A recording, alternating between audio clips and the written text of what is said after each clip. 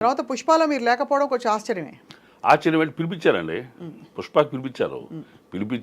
ఇక్కడి నుంచి అర్జెంటుగా మహేష్ తీసుకురండి అని చెప్పంటే మార్నింగ్ 6 o'clock కార్లో బయలుదేరాము. 4 o'clock ఇప్పుడు కాకినాడ చేరాము. కాకినాడకి రెస్ట్ తీసుకోమన్నారు. నెక్స్ట్ డే సాయంత్రం షూటింగ్ అన్నారు. నెక్స్ట్ డే సాయంత్రం మేకప్ వేసి మురుగన్ వేషానికి ఆయన నన్ను అనుకున్నాడు. ఆయన అదే అనుకుని నన్ను షిప్ కూడా ఎక్కమన్నారు. షిప్ కూడా ఎక్కిన 5 నిమిషాల్లోనే ఆయనకి ఏదో ఫీలింగు. అప్పటికి ఉప్పెన్ చేస్తున్నా, ఉప్పెన్ రిలీజ్ కూడా అయిపోయింది. మహేష్ గారు కిందకు వచ్చాడు అన్నాడు. ఆయన కిందకు వచ్చిన తర్వాత మీరేమనుకోవద్దు వెళ్ళిపోండి అన్నారు. నేను తెల్లమొహం వేసా. వెళ్ళిపోమంటారు సార్ అన్న. నేను ఏదో మిమ్మల్ని వాడుదామని చెప్పి అనుకున్నా, కానీ ఇక్కడ నేను మ్యాజిక్ చేయటా కూడా ఏం లేదండి. అతను హీరో వేరే చోటకు వస్తాడు, మలయాళీ తమిళం దగ్గరికి. చిన్న బేరసారాలు 2-3 చిన్న డైలాగులు ఉంటాయి. క్యారెక్టర్ ఎక్స్పోజర్ ఉండదు, నేను చేయటానికి ఏమైనా ఉండదు. మీరు వాడుకుందామన్నా కానీ మీరు మంచి వేషం చేస్తున్నారు కదా, మీరు ఏమనుకుంది వెళ్ళిపోయినా. చిన్న వేషం అయిపోతుంది మీకని ఫీల్ అయితే చాలాసేపు ఫీల్ అయ్యాడంట. పక్కన డ్రాగన్ మాస్టర్ ఉన్నారు, ఆయనతో కూడా ఆయన. మీరు డిసప్పాయింట్ అయ్యారా?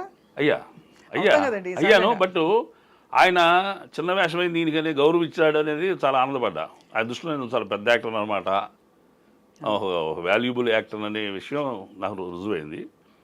మీరేమనుకోద్దు, పార్ట్ 2లో మీరు చదువు కానీ మీరు మంచి వేషం చేస్తారన్నాడు ఆయన. అంటే నేను నవ్వితే ఆయన ఇది మిమ్మల్ని పంపించేటానికి ఏదో కన్విన్స్గా చెప్తాను అనుకోవద్దు అని కొంచెం సీరియస్గా చెప్పారు. సార్ నేను ఆ మనసులో మాట చెప్పను మీకు అన్న, చెప్పండి అన్నారు. ఒకవేళ పుష్ప 2లో కూడా చేయలేకపోతే చేస్తున్నారు అన్నాడు.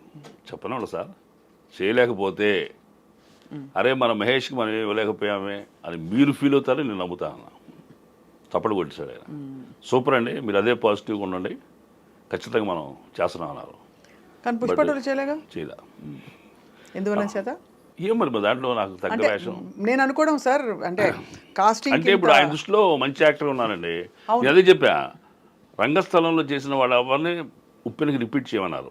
ఫస్ట్ డే నేను ఉప్పెన ఆఫీస్కి వెళ్ళి బుచ్చిబాబు గారి ఆఫీస్కి కలుద్దామని అడిగితే ఆ స్టాఫ్ సార్ ఈ సినిమాలు మీకు ఉండదు సార్ అన్నారు. దేనికన్నా రంగస్థలంలో చేసిన వాళ్ళు ఎవరిని మేము ఎంటర్టైన్ చేయట్లేదు అన్నారు. దేనికంటే హీరో తాలూకు hero, same production house, Sukumar గారి శిష్యుడు, periodic movie, same village backdrop, ఇది కూడా రంగస్థలం 2 అయిపోద్దని చేయదలుచుకోలేదని అన్నాడు. మీ ఆలోచన రైటే, నువ్వు సరే వచ్చిలేని చెప్పి సార్కి అన్నా. అనుకోకుండా మరి వాళ్ళ ఎవరిని పక్కన పెట్టారు, కానీ మొత్తం నాకు I got a call. Right, చాలా మంచి వేషం చేశారు విజయ్ సేతుపతి గారితో. మరి అది నేను కోరితే రాలేదు, కోరుకున్నా రాలేదు. సో దీన్ని బట్టి మీకు ఏమర్థమవుతుంది? మీరు రచయిత, పిఆర్పి ఒక పొలిటికల్ పార్టీకి స్క్రిప్ట్లు అవి రాశారు, మన పాంఫ్లెట్స్ అవి. మరోవైపు అనుకోకుండా అనూహ్యంగా ఇప్పుడు తెర మీద ఒక పవర్ఫుల్ విలన్గా ప్రత్యక్షమై ఐ థింక్ చాలా తక్కువ కాలంలోనే మీరు 40 సినిమాలు చేయడం అంటే నోటబుల్ ఫిల్మ్స్ అన్ని, నోటబుల్ క్యారెక్టర్స్ అంటే చాలా మీకు విధి చెట్టు తిప్పుతుంది. డెస్టినీ. ఏ దేవుడిని నమ్ముతారు సార్ మీరు? అంటే నమ్ముతారా దేవుడిని? దేవుడిని నమ్ముతా. ఒక పర్టికులర్ దేవుడిని అంటే ప్రార్థన చేయను, కానీ నేను మాస్టర్ సివి గారు స్పిరిచువల్. మీరు స్పిరిచువల్, అందుకే ఒకలాంటి శాంతంగా అనిపిస్తారు. మీరేమో విలన్గా మారారు. విలన్స్ మానసికమైన ప్రశాంతత ఉన్నవాళ్ళు, గంభీరమైన ఫేస్ వాల్యూ ఉన్నవాళ్ళు. మీకు కాంబినేషన్ సీన్స్లో అదరగొట్టిన మీ కోస్టార్స్ ఎవరెవరు చెప్పండి సార్, మీ ఎక్స్పీరియన్సెస్.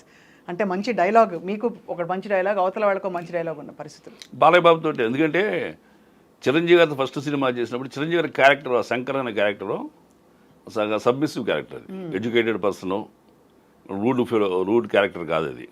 సో చిరంజీవి గారు చాలా సాఫ్ట్ నేచర్ ఉన్న క్యారెక్టర్ కాబట్టి నేను రెచ్చిపోటాకో నా క్యారెక్టర్ డామినేటింగ్ అనిపించడానికి కారణమైంది. ఫేస్ టు ఫేస్ ఊ అనేది బాలయ్య బాబుతోటే. అఖండ పిల్లకాలం అంటాడు కదా. అఖండ చాలా అసలు ఆ రోజుల్లో ఆ థీము, అవును, ఇదంతా కూడా అందరూ ఇష్టపడ్డారు. ఒక సూపర్ న్యాచురల్ పవర్ పారిపోయి చేశాడు కదా అఖండ. అఖండంలోనే బాలయ్య బాబుతో కాంబినేషన్ చేసిందే చాలా ఎమోషన్స్ ఇద్దరు. అంటే నేను ఇప్పుడు అలాంటి పెద్ద ఆర్టిస్ట్ దగ్గర మనం కాస్త చేయగలిగితే, ఆయన సూర్యుడైతే మనం చంద్రుడిలాగా, ఇంకా ఫుల్ మూన్ నైట్ మన ఫేస్ కానీ మన యాక్టింగ్ కానీ వాళ్ళ కాంతి కిరణాలు మనం పెట్టి ఇంకా షైన్ అవుతాం మనం. అలాంటి పెద్ద ఆర్టిస్ట్ ముందు చేయగలిగితే అది అదృష్టం అండి. కరెక్టే. హీరో కాంబినేషన్ చేయటం అనేది ఇది నాకు చిరంజీవి గారితో ఆ సినిమా, రంగస్థలం లిమిటెడ్గా రామ్ చరణ్ గారితో ఆ సినిమా. అసలు రామ్ చరణ్ గారు సమంత ఈ సినిమాలో పండించారు. అంటే యాక్టింగ్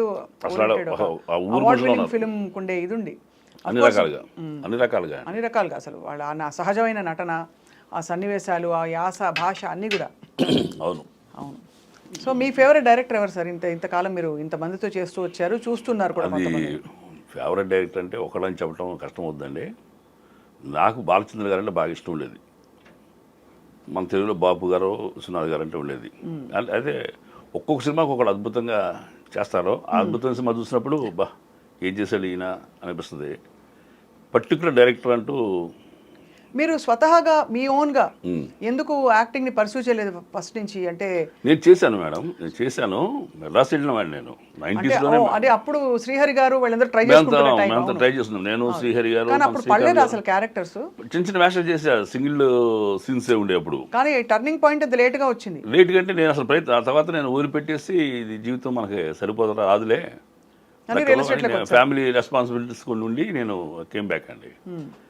మరి యాదృచ్ఛికంగా మరి డెస్టినీ ఇది, అది ఎవరో నాకు అప్పచెప్పిన బాధ్యత కాదు, కుటుంబ బాధ్యతలే. సిస్టర్ మ్యారేజ్ తాలూకు అప్పులు ఉండటం కానీ, అన్నయ్య అనారోగ్యం అయితే ఆయన ఫ్యామిలీ చూడాల్సిన పరిస్థితి కానీ, ఎవరు నువ్వు చూడమని చెప్పింది కాదు, నేను కాకపోతే ఇంకెవరు చూస్తారని అంతే కదా సార్. అలా ఆ రెస్పాన్సిబిలిటీ తోటి బాధ్యతల కోసం నాకు నేనే ఆశయాన్ని వదిలిపెట్టుకున్నాను. భగవంతుడు వదిలిపెట్టలేను.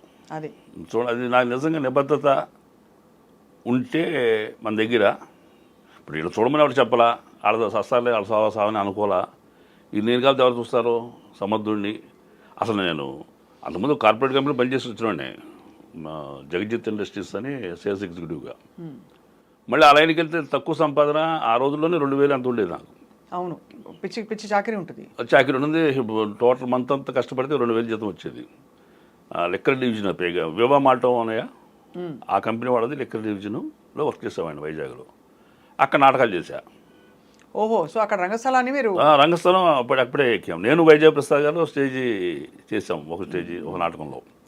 మిశ్రో గారు మా గురువు గారు, ఆయన గొప్ప దర్శకులు, నటుడు. ఆయన శిష్యరికం కాబట్టి ఆయన అక్షరాభ్యాసం, ఆయన బొట్టు పెట్టబట్టి కాస్త ఈ పాటి నటన వచ్చిందని అనుకుంటా. నేను కెమెరా ముందున్నప్పుడు ఆయన్ని స్మరిస్తా, చిరంజీవి గారిని స్మరిస్తా ఎవ్రీ టైం. అవునా? Because when ever I stand in front of the camera, కడు మూసుని మాస్టర్ సివి గారిని, మిశ్రో గారిని, చిరంజీవి గారిని తలుచుకుంటాం.